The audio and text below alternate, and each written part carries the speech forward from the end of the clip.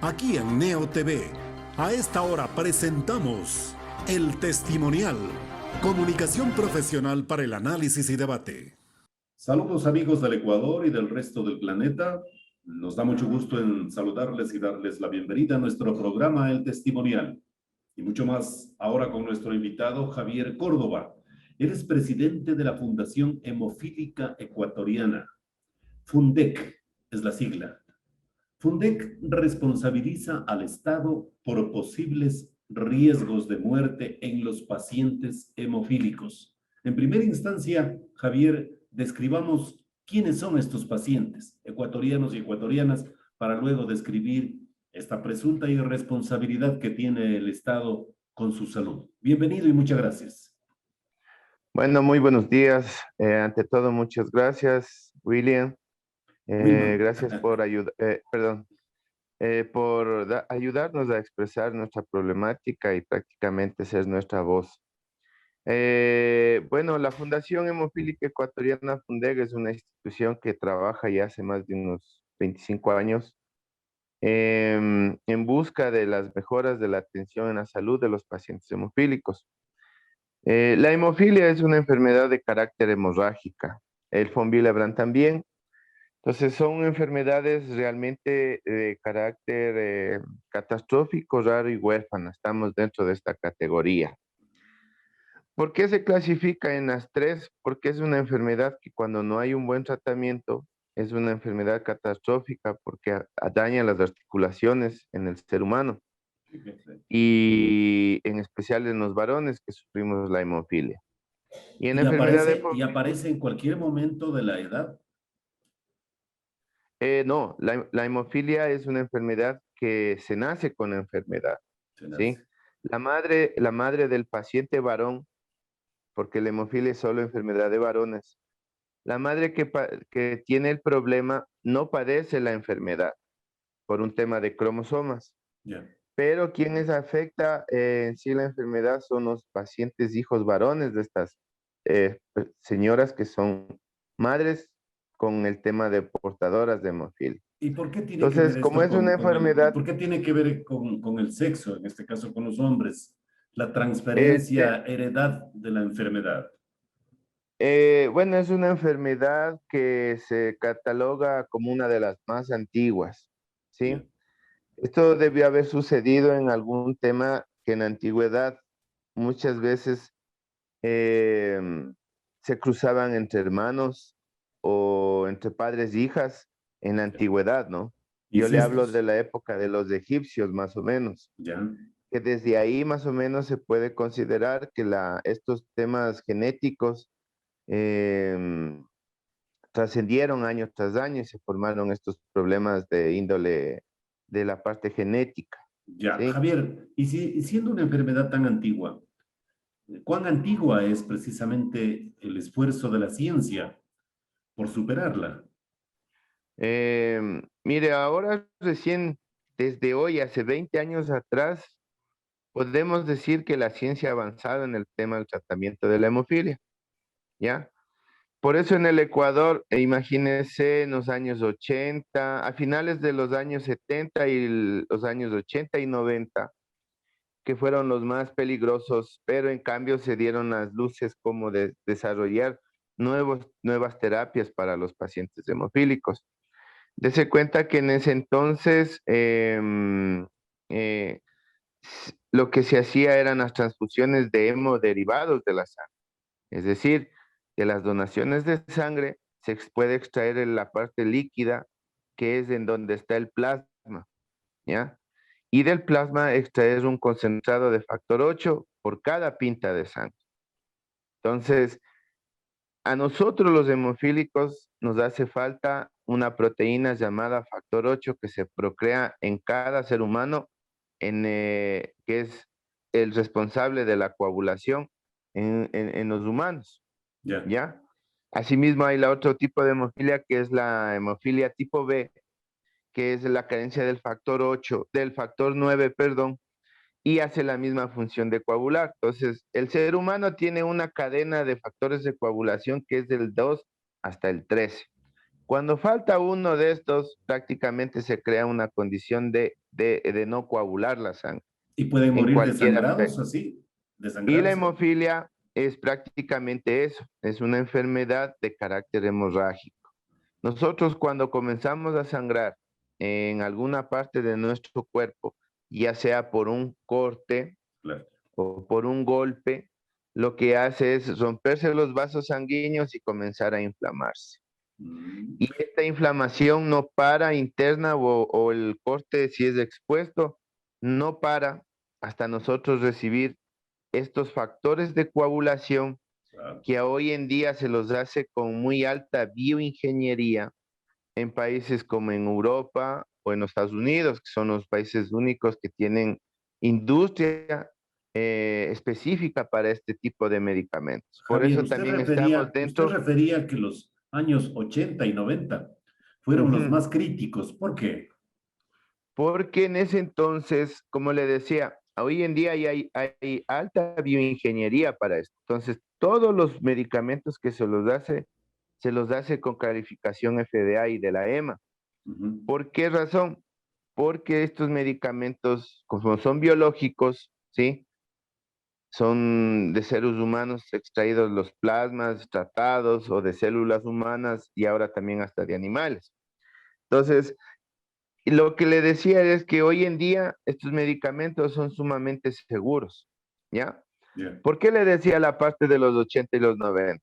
Es porque en esa época, no sé si usted recuerda que se activó la pandemia del SIDA y Sí, de la hepatitis C. sí, señor. Entonces, muchos hemofílicos de esa época fueron contagiados de estas dos enfermedades por la transmisión directa de las transfusiones de hemoderivados de la sangre. Entonces, muchos han muerto.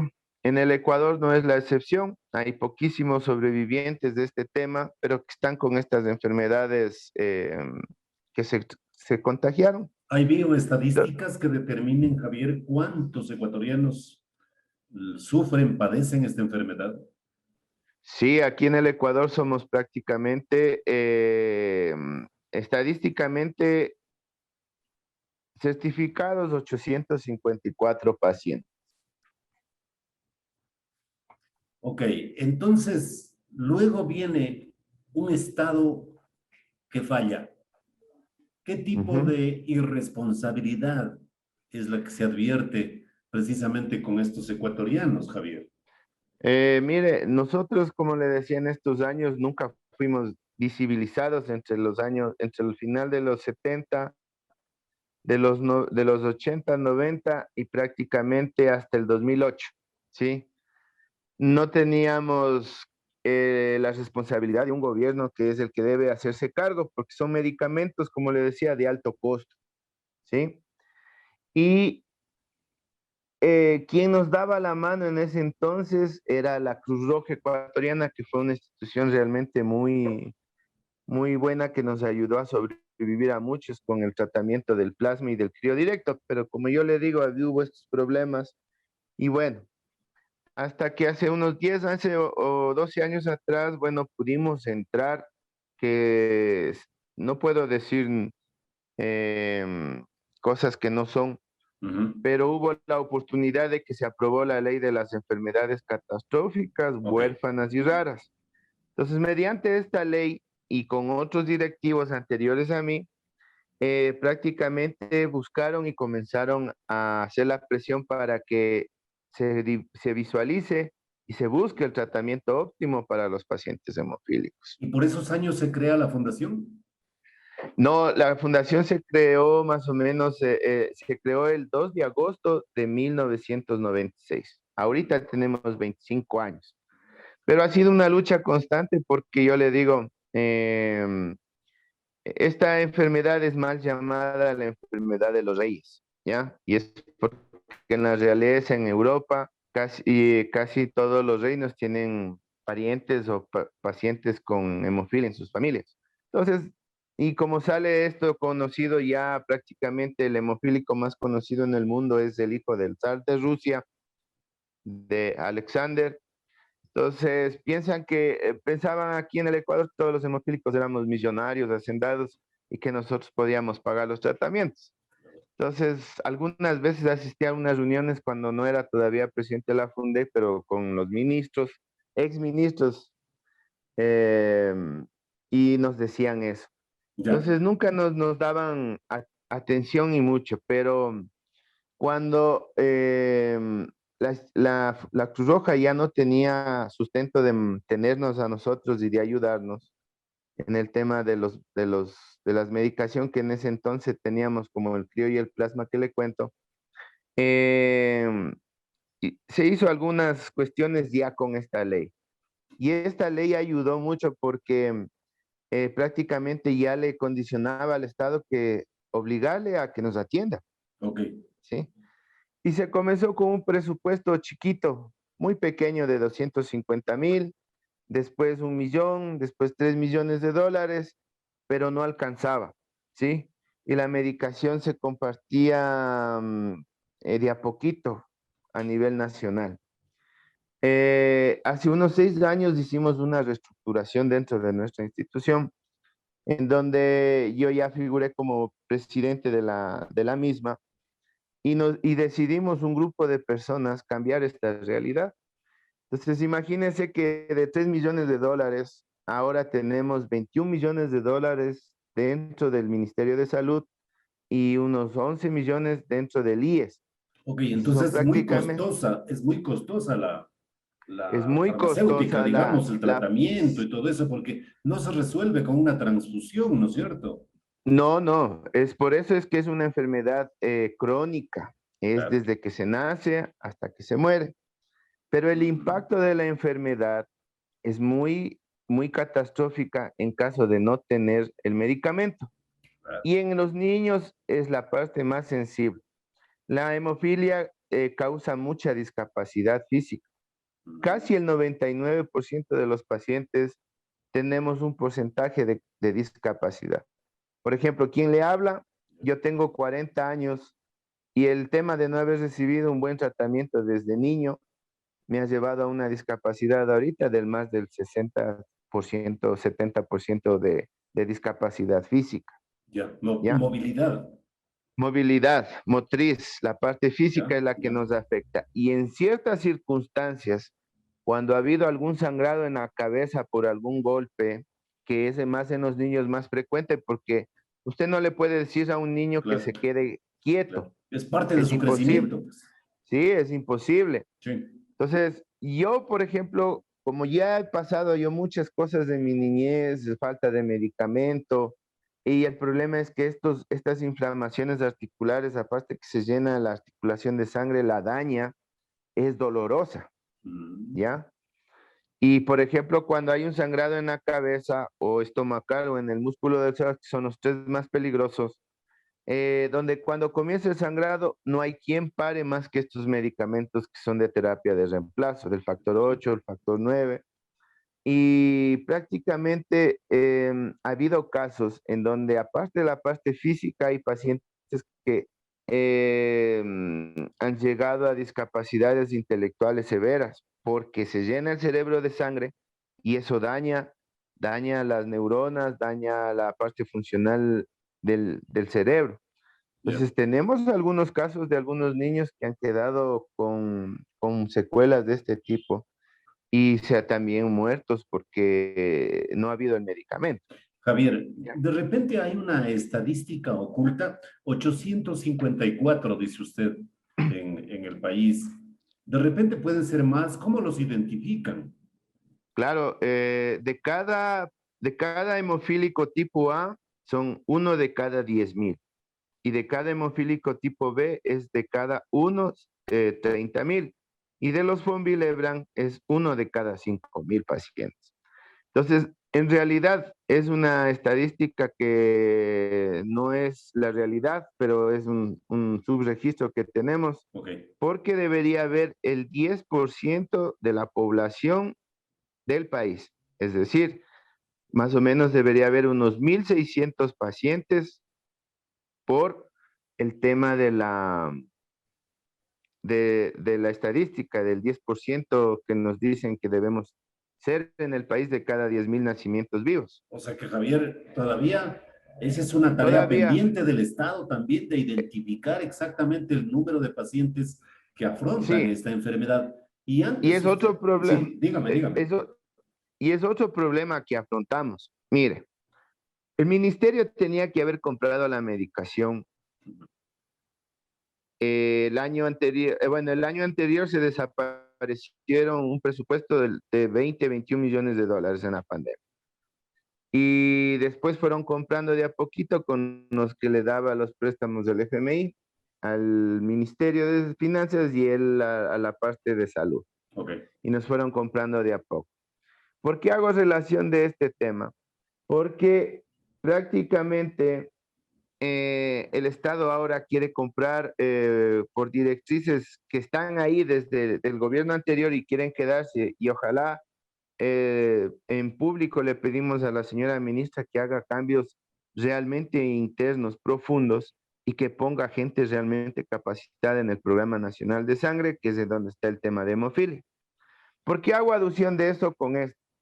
Porque a pesar de que el ministerio nos ha comprado la medicación eh, con temas legales, con presión de la FUNDEC y toda la cuestión que se han dado en estos 3 últimos años, prácticamente no ha invertido en temas de laboratorio clínico para hemofilia en cada hospital. Entonces, imagínense, no hay cómo hacer un diagnóstico, ¿ya? Para determinar lo que usted me dice. ¿Por qué no se identifican? ¿Y por qué? Porque muchos niños recién nacidos o en los primeros meses de edad pueden tener algún sangrado, ya sea por alguna caída en su cabecita, o en alguna parte de su cuerpo. Como no entienden del problema, porque tampoco se ha hecho capacitaciones dentro del programa de sangre a los temas rurales, donde intercantonales, donde van los estudiantes, ya los médicos recién graduados a hacer sus tesis y todas esas cuestiones. No hay un compendio de hemofilia de capacitación. Entonces, algún momento puede llegar un niño a una parte rural que puede nacer y con un golpe tan severo, como no entienden los propios médicos de la hemofilia, entonces simplemente le ponen medicamentos que pueden motivar más la hemorragia, como la aspirina, por ejemplo, que Terrible. en la hemofilia es como un veneno tomar aspirina para los hemofílicos, porque nos puede causar una hemorragia imparable en cualquier lugar del cuerpo, tomando tipos de coagulantes como el ibuprofeno y cosas de ese tipo. Oiga, Javier, Entonces, me imagino que ahí muchos habiendo niños presupuesto, van a morir. habiendo Ujú. recursos, habiendo el dinero que corresponde para la adquisición de los medicamentos, ¿cómo es que el Estado no procede a la compra correspondiente de lo que se ha comprometido? Porque o son presupuestos que se negocian cada año o son permanentes. ¿Cuál es el punto? Ya en la hemofilia, en el Ministerio de Salud, y eso algo tuiteaba yo hoy, en donde ya sabemos qué es lo que se quiere hacer. Hay mucha presión de la parte comercial de los laboratorios, ¿sí? Que quieren vender sus moléculas y que están en su derecho. Pero en el Ecuador, la falta de laboratorios para identificar temas de inhibidores, es decir, de rechazo a los medicamentos, em, hace, hace que nosotros busquemos frenar ese tema. ¿Por qué razón? La intercambiabilidad continua de medicamentos, es decir, que hoy me pongo esto, mañana me Exacto, pongo otra exacto. cosa, y así eso puede causar este tema que se llama inhibidor, que es una cosa que se crea en la sangre Ok. e inhibe el medicamento. O sea, Y cuando pasa, anticuerpos. anticuerpos, los anticuerpos.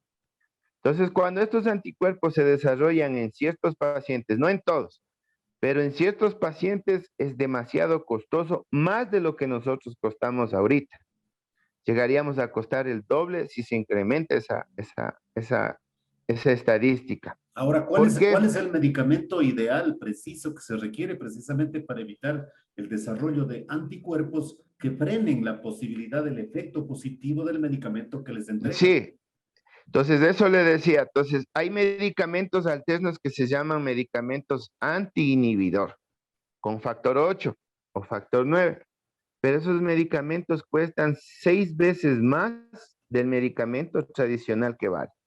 Entonces, imagínense, nosotros ya hemos entregado en los temas legales que hemos tenido con el ministerio en ponerles una medida cautelar, hemos mostrado cuánto un paciente niño cuesta al Estado. Entonces, hay un niño que es de Guayaquil, de apellido Mejía, que le cuesta al Estado $1.200.000 al año por haber desarrollado inhibidores, ¿ya? Entonces, le hemos de hecho ver que si esa estadística se incrementa más los 20 pacientes con inhibidor que ya tenemos, esto va a llegarle a costar al Estado el doble. Pero no entienden. El tema es la trama del negociado. ¿Cuál ¿ya? es la solución? ¿Qué es lo que Del recomiendan gobierno ustedes? anterior. ¿Qué debe hacer el Estado, Javier? El Estado tiene que regirse a la guía de tratamiento que ya está creada desde el 2006, en donde nosotros como fundación impulsamos que se cree este documento, tanto para el tratamiento como para la directriz en la compra de medicamentos. Ok. ¿Sí? Nosotros no nos oponemos a que entren las fórmulas de hámster chino, que hay un laboratorio que está incidiendo mucho y que también es uno de los que vende las vacunas, ¿sí? Entonces, este laboratorio, al creer que tiene el tema de la vacuna, cree que puede condicionarle al ministerio en las negociaciones de los medicamentos con los famosos PACs. Es decir, señor ministerio, yo le vendo la vacuna, pero le vendo esto, pero usted cómpreme esto, esto y esto. Y le baja el precio, ¿ya? Claro, claro. Entonces, no se puede dar esos temas antitécnicos. Y es algo que este laboratorio nos ha estado molestando ya desde hace unos 3 años, en donde maliciosamente llegamos a saber que no ganó una adjudicación en una forma legal, sino que simplemente le hacen traer el medicamento antes de una adjudicación. Ok, ¿ya? entonces ahí hay un problema de presunta corrupción o de una ineptitud administrativa de funcionarios itinerantes, tanto en el Ministerio de Salud como en el IES. Así es, en los dos sistemas, ¿ya? Entonces, este laboratorio vende la fórmula 12 centavos la unidad de factor 8. Entonces, si usted multiplica la unidad de factor 8 a 12 centavos por las unidades de 500, de 250 y de 1000, sale muy barato. Pero en cambio, el Estado no se está dando cuenta que el medicamento es menos eficiente de lo que nosotros tenemos. Por eso es que nosotros defendemos, aparte de la calidad, la eficiencia del medicamento. Porque en sí, la eficiencia del medicamento es la parte vital de la sobrevivencia de los pacientes. Porque con mejor medicina, con más tiempo de coagulación y con mejor calidad de la parte efectiva, prácticamente nosotros los pacientes estamos más seguros. Y cuando hay sangrados tan fuertes como lo que les mencionaba antes, nosotros prácticamente tenemos tendencia a recuperarnos más fácil y a no estar pendiente de un medicamento que solo nos dure 8 horas, Ahora, como es el Javier, que nos quisieron ¿cuán vender. lejos, cuán distantes estamos los ecuatorianos de poder fabricar nosotros mismos aquellos fármacos? ¿Es posible aquello?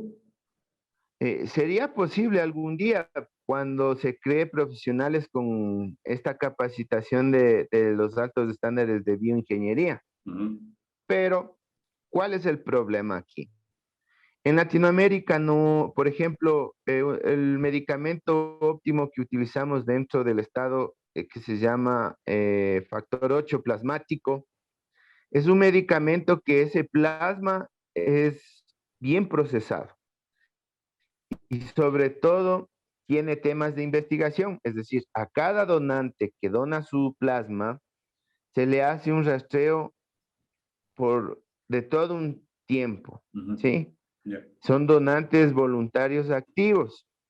Lastimosamente, y eso da a una seña de tener un buen plasma y buena calidad para un procesamiento liofilizado, que se transforme el plasma líquido después en polvo. Por eso es que la temática del medicamento es un poco de polvito con líquido, se mezcla y se inyecta uno en la parte intravenosa, Ya. como la penicilina más o menos. Ok, Javier. Entonces, aquí el problema es el tema de la investigación. Estos países hacen una buena investigación y son controlados por la FDA y la EMA. ¿Usted sabe lo que es la FDA y la EMA? Son instituciones que hacen temas de investigación a Claro. todo lo que es para el consumo humano, Y ya los sea que en dan el aval, medicamentos los o en que dan el aval alimentos. para el consumo, claro. Sí, y vea, mire, tanto ha sido la lucha que a pesar de estos problemas que hemos tenido, en diciembre de este año se homologaron las fichas técnicas con requerimiento de medicamento tipo FDA y EMA para los hemofílicos y de von Willebrand. Bueno, Entonces, esa ha sido una lucha. Esas fichas claro. nunca desaparecerán, Y mientras pero mientras dentro el de... Estado falla, Javier, mientras el Estado no Ujú. cumple con ustedes, la gestión internacional es la que conviene. Es decir, en una situación emergente para salvar la vida, ustedes acuden a la Federación Mundial de Hemofilia para que done medicamentos. ¿Cómo está esta acción? ¿En qué medida han tenido éxito? Bueno, en estos 6 años que hemos estado yo como gestionador de la institución, logramos comenzar a conseguir el medicamento y no hemos necesitado en realidad de donaciones. Pero en este proceso último, nosotros sí hemos tenido que buscar ayuda de nosotros los propios pacientes para poder ayudar a nuestros semejantes que han estado en situaciones complejas, graves, sin medicamentos. Pero tenemos la opción de la Federación Mundial de Hemofilia que cuando hay estos temas emergentes, ellos nos han ayudado. Pero como ha habido otros países que son mucho más problemáticos en su economía y como decís, asociaciones con gente muy pobre y el Estado también muy pobre, no han podido. Entonces, hablemos del caso de Venezuela, de Paraguay, en donde la economía no es muy buena. Entonces, la federación ha ayudado a estos países. Nosotros hemos logrado detener este tema en base a la lucha y al riesgo que hemos tenido en pandemia en salir a las calles. El día de anteayer nomás salimos al ministerio, a un plantón, a exigir que se vea el caso. Pero ya le digo, aquí hoy en día, señor Sánchez, ya está asignado el presupuesto. O sea, no es que no hay plata, ya está asignado el valor y la exfuncionaria de medicamentos, en lo que habíamos escuchado en una conversación, ella ya había asignado y había, ¿cómo se llama? Había Dispuesto quizás la compra. autorizado, Ya. había autorizado que ya se compre. Pero ¿qué resulta? Que los 3 funcionarios del Programa Nacional de Sangre que maneja nuestro problema no ha hecho la compra. Y eso es porque hay la presión mediática comercial del laboratorio que le comentaba, de los ratoncitos de hámster chino, que lo que buscan es que se divida nuestro presupuesto. ¿Cómo se hace la compra dentro del Estado? Nosotros tenemos un presupuesto, como ya le dije, de tanto. Entonces se hace una compra centralizada cada año. Es decir, el ministerio compra hoy diciembre o noviembre, se hace el proceso y en enero a comienzos de febrero se está entregando las primeras recargas del laboratorio que gana o compra el Ministerio de Salud y eso se haga un cronograma de entregas de las tantas 40 y tantas millones de unidades que teníamos Claro. En 3 o 4 veces al año. Okay. Entonces, ¿qué es lo que se acontece con esa compra centralizada? Que ese medicamento llega a las bodegas del ministerio, el programa coge y hace la derivación a todos los hospitales a nivel nacional. Entonces, es un seguro de vida la compra centralizada y eso sí sería bueno exponerlo en el tema, señor Sánchez. Muy bien, Porque muchas la compra gracias. centralizada ayuda ayuda a evitar menos corrupción, ¿sí? De acuerdo. Porque no está maniatado a muchas personas, sino solo a 3 o 4 personas que manejan el tema. Javier, y a pesar de lo que vamos pasa, a tener pasa ese oportunidad, Javier, en nuevas ocasiones, naturalmente, para platicar. Hoy se nos ha finalizado nuestro tiempo y queremos agradecerle, Javier, por su participación. Muchas gracias a Javier Córdoba, presidente de la Fundación Hemofílica Ecuatoriana. Muy amable, Javier. Muchas gracias, le agradezco mucho.